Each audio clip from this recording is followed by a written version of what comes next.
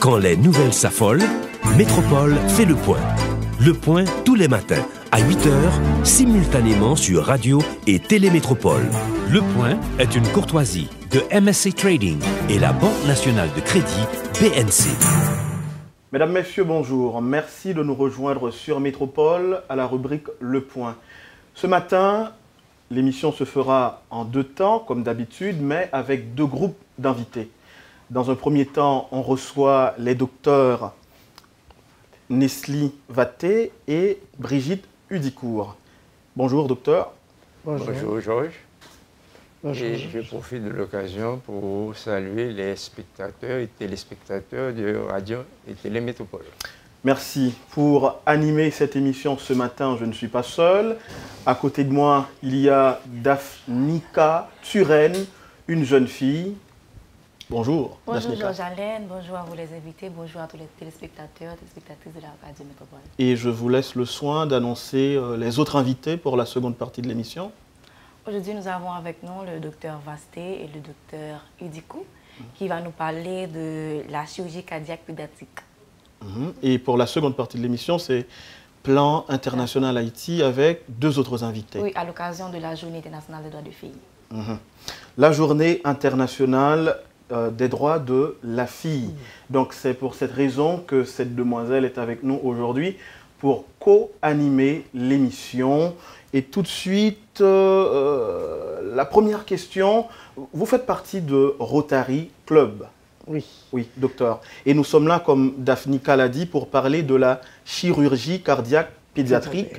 Mais d'abord, on aimerait savoir, le Rotary Club, c'est quoi en fait? Qu'est-ce que vous faites? Parce que nous croyons savoir que le Premier ministre, il est rotarien également. Oui. Le Premier ministre fait partie du Rotary de Pétionville. Le Rotary, c'est une organisation internationale qui se regroupe par zones, par petits groupes de personnes qui sont en général les gens qui ont atteint un certain niveau dans leur vie sociale et économique et qui se réunissent pour s'intéresser à, premièrement, une bonne camaraderie, mais deuxièmement, à ce qui se passe dans leur communauté et à l'amélioration de leur communauté. Il y a un intérêt social et ensuite aussi une recherche d'amélioration. Et ceci a commencé à Chicago il y a plus de 100 ans. Et maintenant, il y a une collaboration aussi internationale face à des problèmes. Le problème le plus marqué, le plus international, c'est que la polio dans le monde est prise en charge dans tout le monde par le Rotary depuis les années 80. Donc, c'est votre champ d'action. Nos champs d'action, ils sont multiples. Et il y a des champs principaux, l'éducation, la santé, la paix dans le monde, parce que l'objectif primaire du Rotary, c'est la paix dans le monde. Ce sont des champs d'action très importants. Et maintenant, docteur, dis-nous, c'est quoi le devoir du Rotary? Quelles sont les indications du Rotary? Alors, la question est posée au docteur Vaté. Comme disait Brigitte, nous sommes impliqués à travers le monde. D'abord, c'était la polio. On avait le programme Polio Plus. Et nous sommes en train maintenant d'éradiquer cette pathologie. Il n'y a que 2 pays seulement. Là, il existe encore la poliomyélite, c'est le Bangladesh et le Pakistan. Et tous les vaccins ont été donnés par le Rotary. Maintenant, à part ce programme Polio Plus, ce n'est qu'en 1975, il y avait une petite Ougandaise, Grace Aigarou, qui avait des problèmes cardiaques. Et un Rotarien d'Ouganda a écrit à un Rotarien de New York pour lui demander si on pouvait adresser ce problème. Effectivement, l'enfant a fait voyager, il a été opéré et ceci avec succès. Et à partir de ce moment-là, prit naissance par la suite le GOL. GOL, c'est-à-dire le Gift of Life. Donc c'est un autre projet du Rotary. Cadeau de la vie. Cadeau de la vie, c'est ce que nous appelons au niveau du Rotary Club de Port-au-Prince. Parce que les structures, tout comme pour l'éradication de la poliomyélite, au niveau de chaque Rotary Club, il y a une section qui s'en occupe. Donc ces mêmes structures sont sont gardés et maintenant, nous sommes pour la pathologie cardiaque et nous sommes impliqués à travers tout le pays. Depuis il faut combien de dire temps, que depuis 2008? le GOL, c'est-à-dire Gift of Life, avait envoyé une mission en 2008, c'était en octobre 2008, on a fait le dépistage. Et sur 94 enfants, 49 nécessitaient la chirurgie cardiaque. Alors, au début, le programme était de prendre des enfants d'un pays tiers, comme si un pays comme l'Afrique, un pays qui n'avait pas accès, et de faire aller dans un pays où il y en avait. Il y avait des soins. Et étaient reçus de part et d'autre par des Rotariens, etc. Mais au fur et à mesure qu'ils ont réalisé que c'était plus pratique et plus économiquement valable de développer ces chirurgies dans ces pays-là. D'abord d'aller vers les pays, ensuite de développer la capacité du pays de prendre en charge ses propres citoyens. J'ajoute qu'en décembre 2008, il y a eu un séminaire en République dominicaine. Et lors qui intéressait tous les pays de l'Amérique latine, il n'y avait que 4 pays qui n'avaient pas encore la chirurgie cardiaque. République dominicaine, Jamaïque, Haïti et le Guatemala. Donc maintenant, on se battait pour pouvoir récupérer, développer, c'est-à-dire avoir toutes les infrastructures dans le pays même. Et par ainsi, au lieu d'avoir 4-5 enfants à être opérés là, à chaque mission, on a plus d'une douzaine d'enfants à être opérés. Donc, c'est dire, avant, on n'avait pas ça en Haïti. On n'avait pas ce type de chirurgie pratiquée en Haïti. Non. Et il y a eu quelques étapes. À un moment, il y a un petit groupe qui est venu à Milo, qui en a pratiqué, etc. Et jusqu'à présent, la chirurgie n'est pas encore établie en Haïti. Elle se pratique en Haïti par des équipes qui rentrent. Mais ce qui se passe, c'est que nous, on essaie de faire partir les enfants. C'était difficile de faire partir 1, 2 enfants jusqu'à 3 enfants pour l'année. Il fallait visa, matériel, etc. Deuxièmement, les enfants étaient mal dépistés.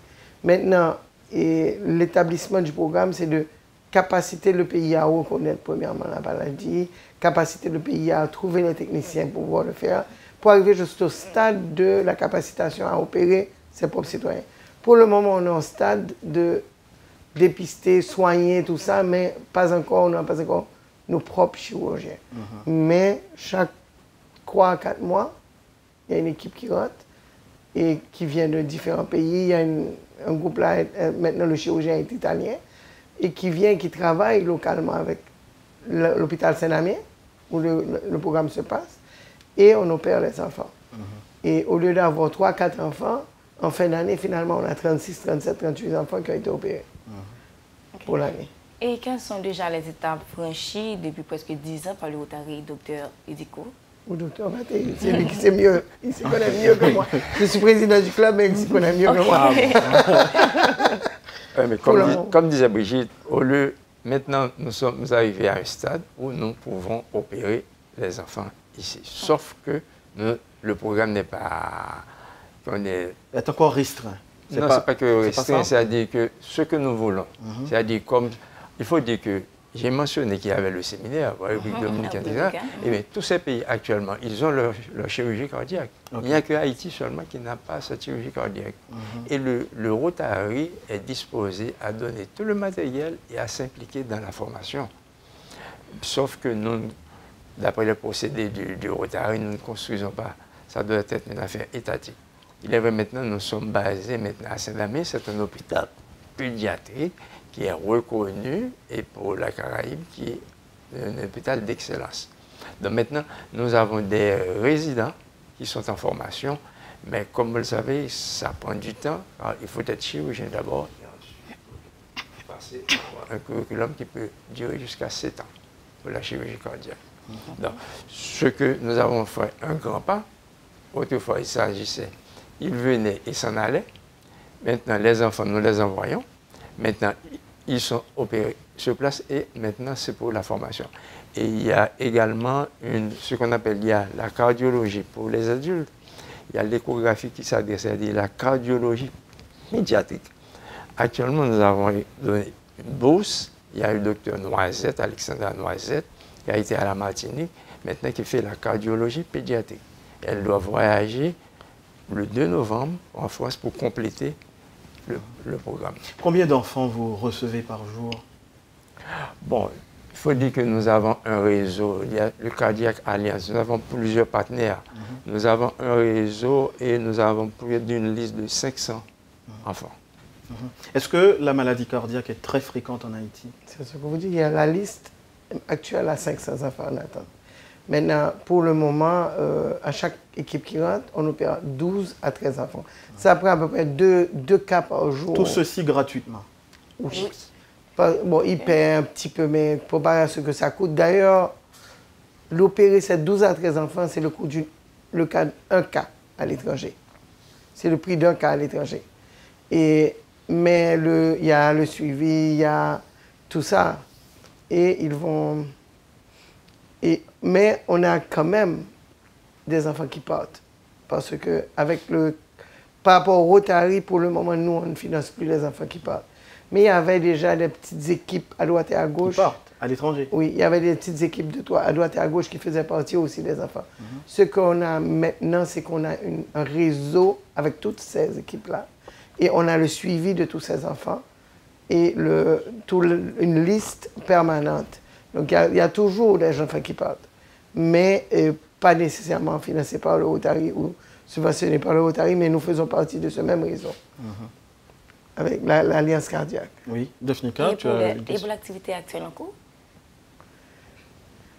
Actuellement, nous avons une mission qui est basée à Saint-Damé qui opère les enfants.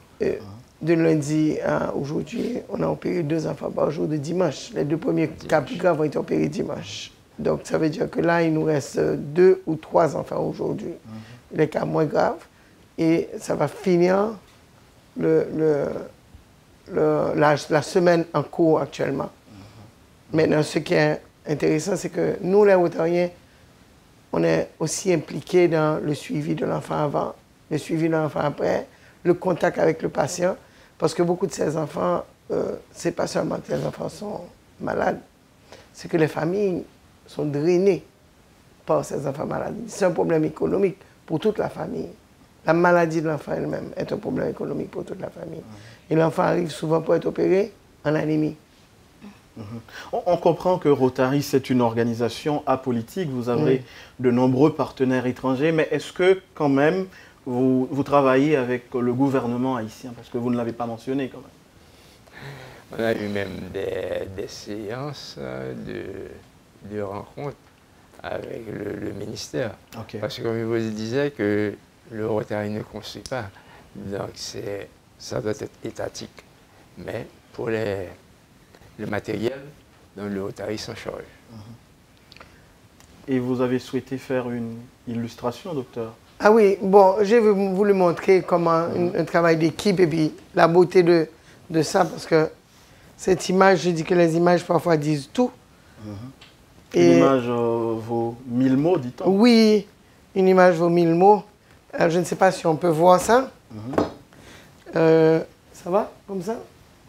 La régie.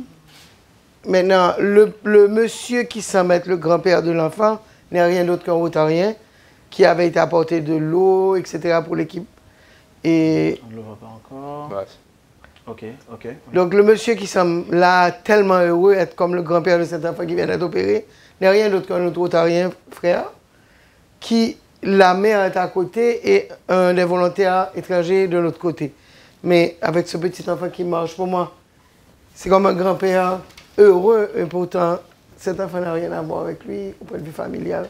C'est simplement le plaisir de voir un enfant récupérer de tout ça et aider cette famille.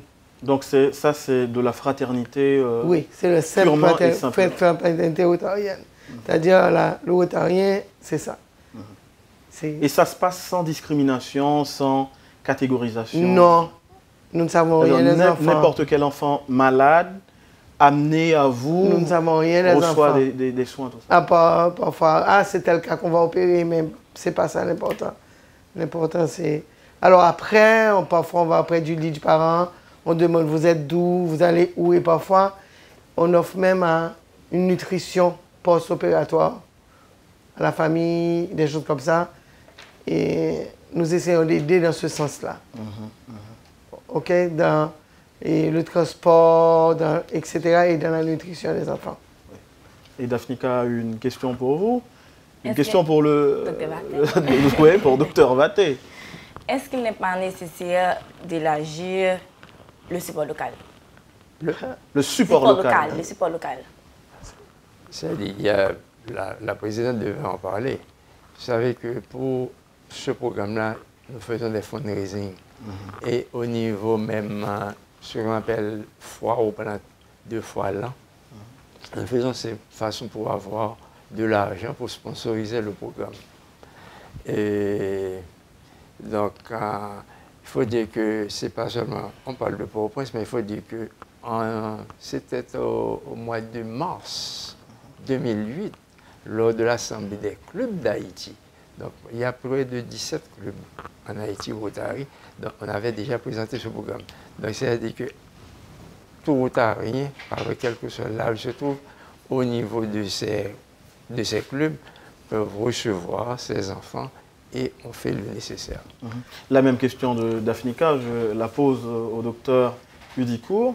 Est-ce qu'il n'est pas nécessaire aujourd'hui d'élargir le support local, c'était ça? Oui, on a parlé du support rotarien, mais au fait, c'est ça. Un des programmes une des raisons d'en parler, c'est que le support doit venir. Parce que pour le moment, beaucoup de l'argent dépensé vient de l'étranger. Et cet argent est à niveau de... après près de 150 000 à 200 000 $ là, pour juste, avec les médecins, tout ça ne se font pas payer. Ils viennent gratuitement. C'est les dépenses de leur voyage, etc., du matériel qu'il faut. Maintenant, si on doit aboutir à avoir un staff local, le staff doit survivre, même s'il faudrait que les patients paient, tout ça. Mais tout le travail que nous faisons là, nous aurons de plus en plus besoin d'argent pour arriver à vraiment avoir une autosuffisance locale de tout ça. Alors, quand vous dites que l'argent vient en grande partie de l'étranger, est-ce que c'est l'argent des Rotariens ou de particuliers et de Rotariens? Oui, particuliers et Rotariens, parce qu'il y a beaucoup de Rotariens qui donnent, mais souvent il y a quelqu'un qui a de l'argent, qui avait un enfant malade lui-même, qui donne de l'argent.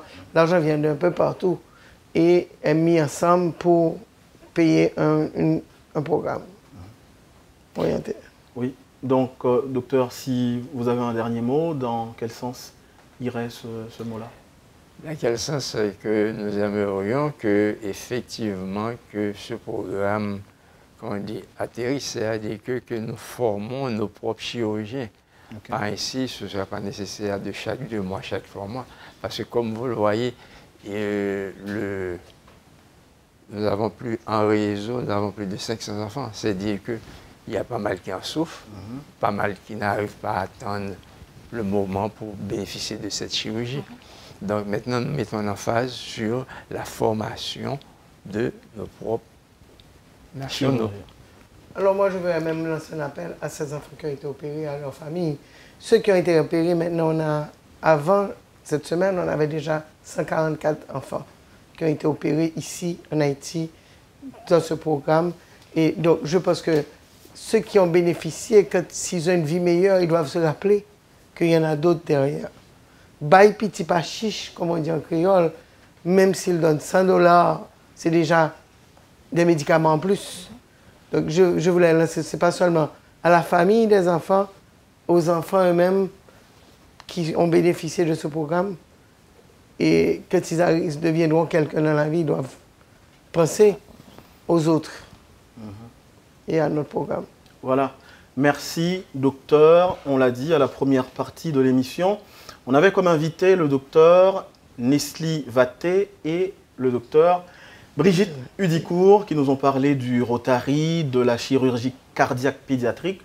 Donc c'est un champ d'action qu'il faut privilégier aujourd'hui en Haïti, vous l'avez dit, et les bonnes oreilles ont entendu. J'espère bien. Voilà. Parce que vos auditeurs sont les meilleures oreilles qui puissent avoir. Voilà. Merci, mesdames, messieurs, pour avoir suivi la première partie de l'émission. Et Daphnika? Vous suivez, mesdames et messieurs, la rubrique Le Point. Restez branchés pour la deuxième partie de l'émission. Le Point est une courtoisie de MSC Trading et la Banque nationale de crédit BNC. Vous suivez, mesdames, messieurs, la rubrique Le Point de Radio Télémétropole. C'est la seconde partie de l'émission. On l'avait annoncé avec un autre groupe d'invités. Et vous pouvez le voir là, juste derrière Daphnika Turenne. Il y a une affiche. C'est l'affiche de Plan International avec l'inscription « Parce que je suis une fille, Plan International envisage un monde qui valorise les filles, promeut leurs droits et met fin à l'injustice. » Et c'est exactement pour cela que Daphnika est à mes côtés aujourd'hui pour animer cette émission. Je vous laisse le soin de présenter nos invités. Eh bien, chers spectateurs et spectatrices, nous avons avec nous la directrice de Plan, Madame Frédéric Jean-François, et Dori Barbeau, la responsable de participation citoyenne des enfants et des jeunes. La première question est à toi. Je quitte le soin pour poser la première question avec invité nous. OK. Madame Frédéric, et ça fait plus que 40 ans, du moins, que Plan International est sous territoire haïtien. Donc, et on va parler un peu plus qui travaille, Plan lui-même lui fait. OK. Moi, je voulais dire tout le monde qui a regardé nous là, je dis un gros bonjour. Et c'est un plaisir pour que nous rejoignions sur le plateau Radio Télémétropole. Merci pour l'opportunité. Moi, je voulais présenter tout d'abord. Moi, c'est Marie-Thérèse Frédéric Jean-Pierre. C'est moi-même qui suis directrice nationale pour Plan International en Haïti. Jean Oudian, Plan International a travaillé en Haïti depuis 1973, ce qui veut dire qu'on a plus que 44 ans depuis qu'on a fait intervention au niveau communautaire, on a travaillé avec partenaires, on a travaillé avec l'État qui justement c'est un partenaire potentiel pour nous. Donc, l'activité nous fait, nous plus mettons en phase sur le parrainage, qui c'est fondement organisation, parce que c'est avec première l'idée ça que fondateur organisation est venu. Mais nous élargi cadre en plus. Et moi, je voulais rappeler que mois novembre dernier, en Plan International, sorti une nouvelle stratégie mondiale qui relaie 100 millions de raisons d'agir pour les filles. Côté que nous prévoyons toucher 100 millions de filles pour que les filles soient même capables d'apprendre, diriger, décider et épanouir. Donc, nous-mêmes en Haïti, c'est responsabilité par nous pour que nous prenions position par rapport à la stratégie mondiale, ça, pour que dans le pays, pour nous voir que nous-mêmes nous capables de corriger l'effort que l'État haïtien a fait avec l'autre partenaire pour porter une amélioration durable dans la vie de Timounio et plus précisément Tifi. Je dis, quelle situation Tifi en Haïti globalement? Bon, nous sommes capables de dire, d'après toute recherche qui est faite, la situation Tifi en Haïti était très complexe, dans le sens que c'est un groupe qui est très marginalisé, c'est un groupe qui est très discriminé. Et je parle là plus pour les filles qui vivent dans une zone qui est plus reculée, dans les quartiers populaires, dans les zones défavorisées. Mais en même temps, je parle tout de les filles qui ont accès à des ressources, mais qui sont capables est frappé par des problèmes émotionnels, côté que en matière d'attention, en matière de liberté que vous gagnez pour faire choix de profession. Donc, question droit TIFIO, c'est un point qui est très important en Haïti et c'est peut-être ça, je pense que Plan International n'est pas seule organisation qui a réfléchi sur question ça, grand pile l'autre organisation qui voulait faire route là dans ça. Et je pense de manière globale, les nappes en situation Timoun en tant que tel, les nappes regardé par exemple dans la question domesticité, dans la question trafic, malheureusement, c'est les filles qui sont affectées par la question. Et étant donné que nous faisons sortir une nouvelle stratégie pour les filles, donc qui sa journée 11 octobre a représenté pour nous-mêmes? Alors, il faut que nous disions que 11 octobre, c'est la journée internationale de la fille. De la fille, oui. Alors, on pose des questions avec Barbeau. Oui, alors, je me représente, moi, je suis Carmel Dori Barbeau, moi, je suis responsable en secteur dans le Plan International qui est la participation de monde jeune à la communauté. Participation citoyenne. Et justement, 11 octobre, pour nous, au niveau du Plan International, c'est une date spéciale parce que nous avons fait un pile plaidoyer pour que l'ONU accepte, pour que l'ONU chital dans la journée internationale TIFI. Donc, nous vraiment un pile d'appartenance avec ça. Et c'est ça que fait d'ailleurs, je directrice santé dit là, que une nouvelle stratégie nous est portée autour de TIFI. Parce que nous estimons que si pour nous mettre fin à la pauvreté, TIFI, c'est le chemin qui est plus direct là. Parce que TIFI qui est à l'école, arriver plus loin dans l'étude, donc il y a une possibilité de plus bon emploi et il y a une possibilité pour pousser les gens plus loin. Alors que l'inverse, ça marche à l'inverse aussi parce que les filles qui parlent l'école, donc les risques de un emploi de misère et petit les tout, les pas de moyens assurer l'avenir.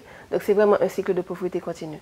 Donc particulièrement pour nous en Haïti, l'événement ça revêtit en pile importance et nous avons pile activité que nous planifions, que nous commençons déjà à réaliser dans le cadre 11 octobre. Juste avant, vous voulez poser une question? Oui, qui genre d'activité comme ça, vous planifiez?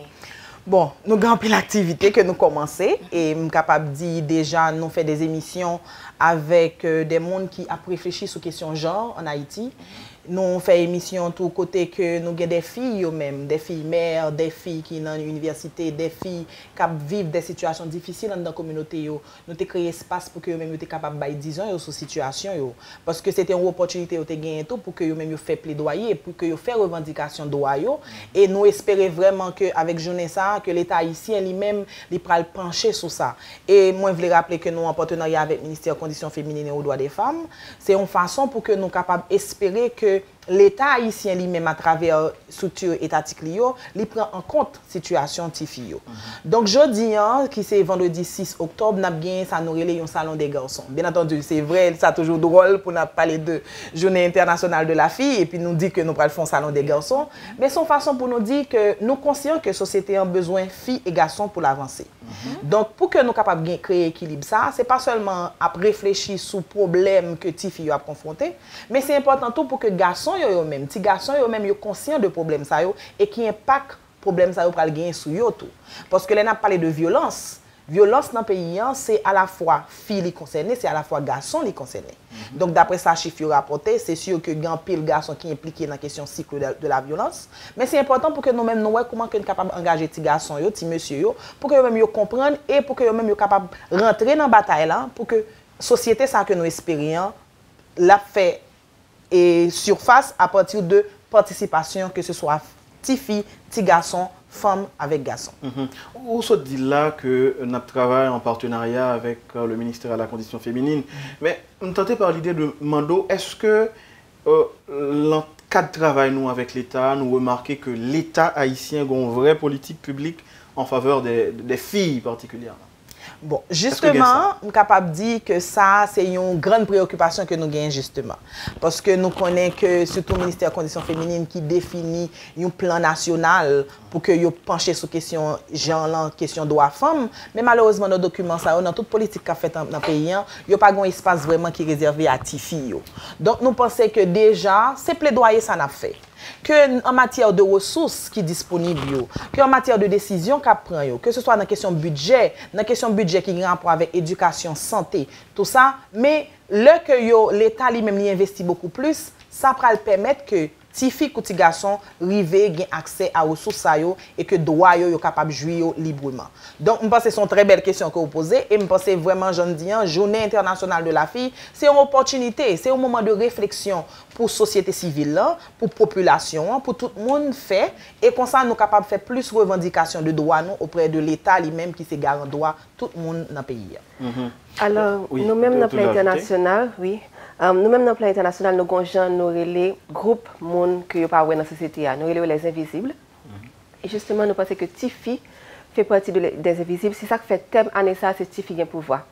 Et pour faire suite à la question que tu as posée avant, une activité, Tifi qui a pouvoir, ça veut dire que quelle capacité et de jouir opportunité. Et ça fait une activité que nous planifions dans le cadre de journée ça, c'est des girls takeover, c'est des prises de contrôle pour les filles côté certaines jeunes filles, certaines adolescentes, certaines fois, ils ont 10 ans, pour une période donnée, il y a pris un rôle au monde qui sont autorités dans le domaine, que le médiatique, que l'économique, que la politique. Par exemple, nous avons une jeune fille, alors nous avons salué le BCF qui a accepté d'accompagner nous, parce que jeudi, il y a une jeune fille qui a dirigé en réunion de staff avec de vrais chefs de département au niveau du BCF. Et c'est le bureau secrétariat handicapé. Télémétropole, tout participer là-dedans. Côté actuellement, nous avons Daphnika qui a take over émission Le Point. Et nous avons un pile qui est annoncé. Nous avons un petit monde handicapé qui a pour diriger en réunion de staff au niveau de l'organisation internationale. Donc, qui a dirigé entièrement en langue de signes. Donc, avec take over ça, nous espérons sensibiliser les gens sur la situation de Tifi et ouvrir les yeux sur l'opportunité que Tifi a gagnée et la capacité de Tifi. Oui, ok, donc question ça m'a adressé directement à Dori. Tout à l'heure, à Dori, dans la présentation, on a dit qu'on travaille dans le secteur, qui travaille avec les jeunes. Et je connais qui travaille ensemble avec les jeunes. Et puisqu'on a parlé de filles, est-ce qu'on a sensibilisé les filles dans l'école? Oui, alors nous faisons un pile travail avec jeunes, c'est Echine travail nous en même. Côté nous construire capacité parce que premièrement pour des jeunes qui participent parce que n'a parlé de participation citoyenne, faut que yo compte thématique on pas venir consulter un monde sur droit, c'est lui-même il pas contre droit. Donc c'est travail augmenter connaissance en droit, mais augmenter connaissance surtout en leadership pour que eux-mêmes ils faire des revendications et ils prendre des innovations pour prendre des initiatives.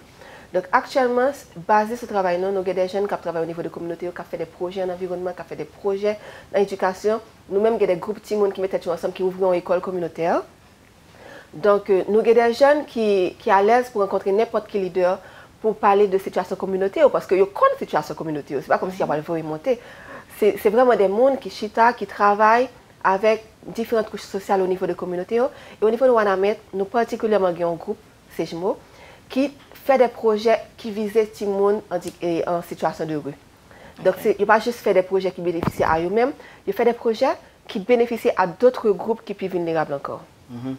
Le plus souvent, et c'est... Alors, phénomène reste avec là, le frappe Tifi, hein? Particulièrement. En partie, moi, nous pas vraiment Chita sous lit. Ok, c'est bien content question là parce que il y a une réflexion que nous voulons pour nous comprendre par rapport à la journée internationale de la fille.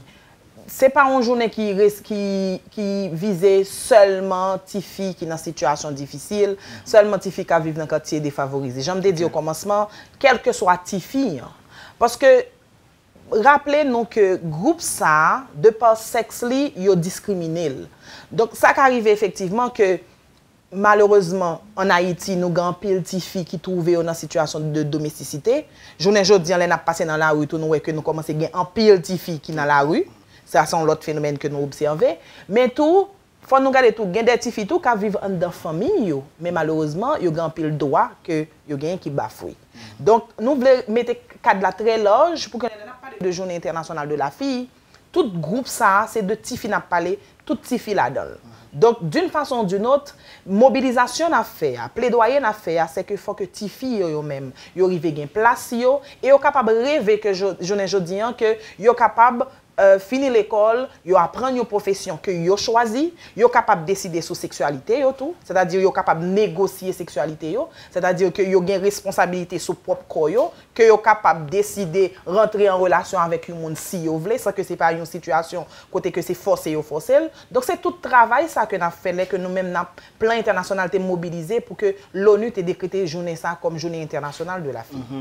Pendant pour citer l'ONU, tout à l'heure, Dr Barbaudi, nous travaillons en pile, nous faisons en pile forcing pour que l'ONU reconnaisse date ça qui c'est 11 octobre comme journée internationale de la fille. Est-ce que le nous prend en compte Haïti tout? Haïti travaille en pile sur ça? Ok.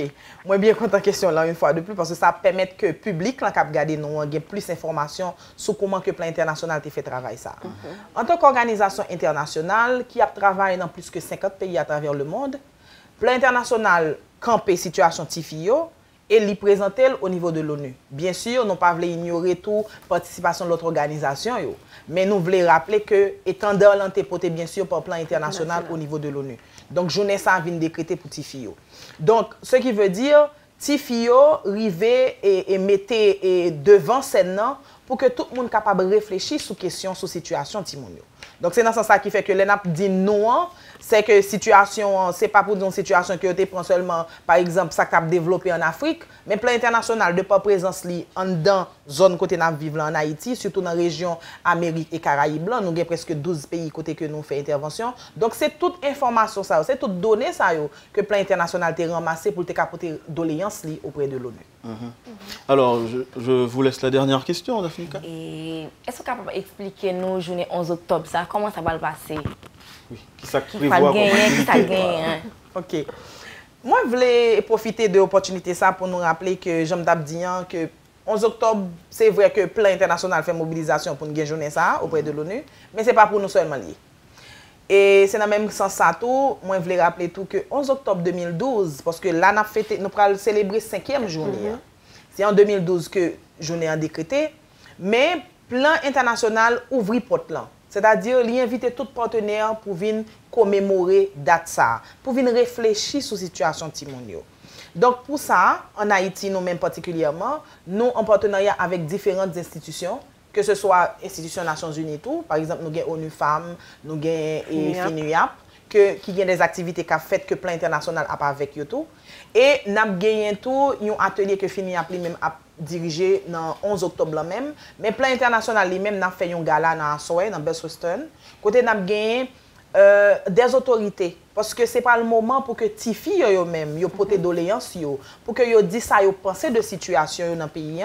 Et nous vraiment espérer que les gens qui a représenté l'État haïtien, yo pral tenir compte de ça, les filles yo pral dit, et comme ça, nous sommes capables d'espérer vraiment que pral gen des actions, pral gen des décisions qui prennent dans ce sens.